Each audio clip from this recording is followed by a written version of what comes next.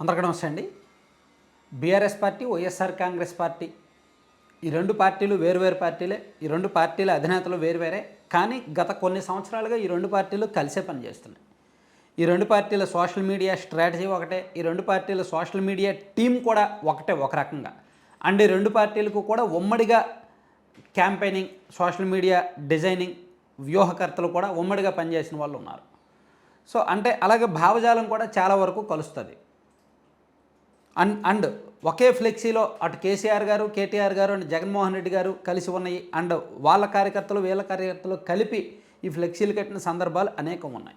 అయితే ఇవన్నీ నేను ఎందుకు చెప్తున్నానంటే, ఈరోజు రాజ్యసభలో ఈ ఆంధ్రప్రదేశ్ రాజధానిగా అమరావతిని చేరుస్తూ ఈ 2014లో ఆమోదించిన ఆంధ్రప్రదేశ్ పునర్విభజన బిల్లులో ఆ చట్టాన్ని సవరణ చేసి అమరావతి బిల్లుని ప్రవేశపెట్టారు కదా.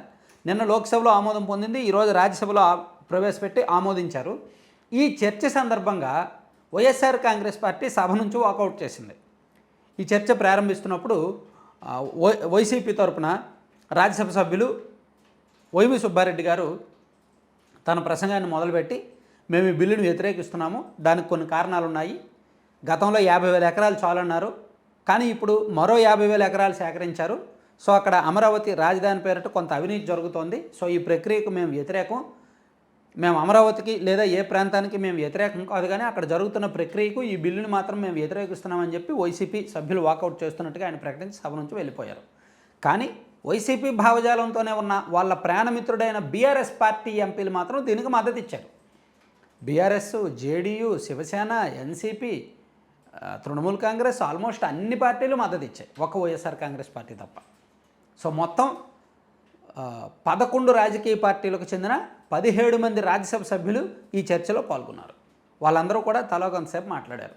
రేణుకా చౌదరి గారు మాట్లాడారు, ఆర్ కృష్ణయ్య మాట్లాడారు, ఇట్లా లక్ష్మణ్ మాట్లాడారు. తెలంగాణ నుంచి బీజేపీ ఎంపీ లక్ష్మణ్ మాట్లాడారు, తెలంగాణ నుంచి కాంగ్రెస్ ఎంపీ రేణుకా చౌదరి గారు మాట్లాడారు.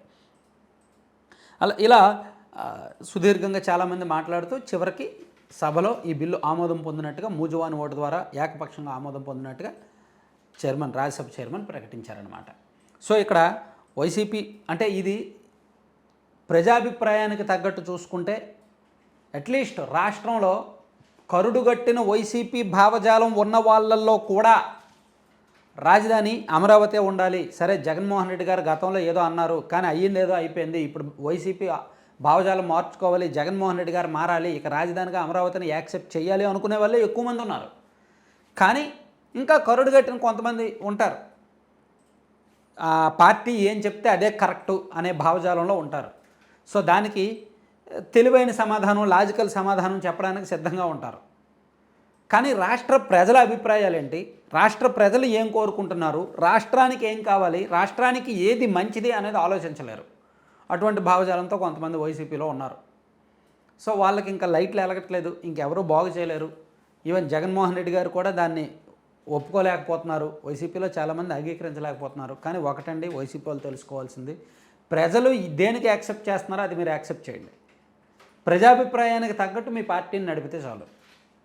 ప్రజలు ఒకటి అనుకుంటే మీరు దాన్ని వ్యతిరేకించి వేరేదనుకుంటే మాత్రం ఎప్పటికీ నిలవలేరు రాజకీయాలు. ఎప్పటికీ అదే స్థానంలో, అదే రాజకీయ పాత్రలో ఉండాల్సి వస్తుంది. సో మొత్తానికి ఈరోజు అయితే రాష్ట్రంలో ఎవరు వ్యతిరేకించారు చెప్పండి అసలు అమరావతి బిల్లుని? అన్ని ప్రాంతాల వాళ్ళు ఎందుకు ఆమోదిస్తున్నారు? అటు రాయలసీమ నుంచి ఇటు ఉత్తరాంధ్ర వరకు ప్రతి ఒక్కరు ఎందుకు ఆమోదిస్తున్నారు? జరగాల్సిన నష్టం జరిగిపోయింది, ఇంకా రాజకీయ డ్రామాలు అయిపోయినాయి, మాకు ఇంక రాజధాని కావాలి అనే కదా. అమరావతి అనేది ఒక భావోద్వేగంగా మారింది కదా. సో దాన్ని యాక్సెప్ట్ చేయాలి కదా. చేయడానికి ఆ ఈగో ఒప్పుకోవట్లా, ఆ రాజకీయ విధానం ఒప్పుకోవట్లా, ఆ ఆలోచన ఒప్పుకోవట్లా. సో సరే, వైసీపీ వాళ్ళు ఎలా ఉంటే అలా ఉన్నారులే, కానీ వాళ్ళ మావిగనో వాళ్ళ మామిడికాయలు ఏవో తర్వాత చూద్దాం. మొత్తానికైతే రాజ్యసభలో ఈరోజు ఈ బిల్లు ఆమోదించారు. ఈ బిల్లు ఆమోదం సందర్భంగా లోకేష్ గారు కూడా రాజ్యసభలోనే ప్రత్యక్షంగా తిలకించారు. అండ్ ప్రధానమంత్రి నరేంద్ర మోదీ గారికి ప్రత్యేకంగా కలిసి కృతజ్ఞతలు తెలిపారు.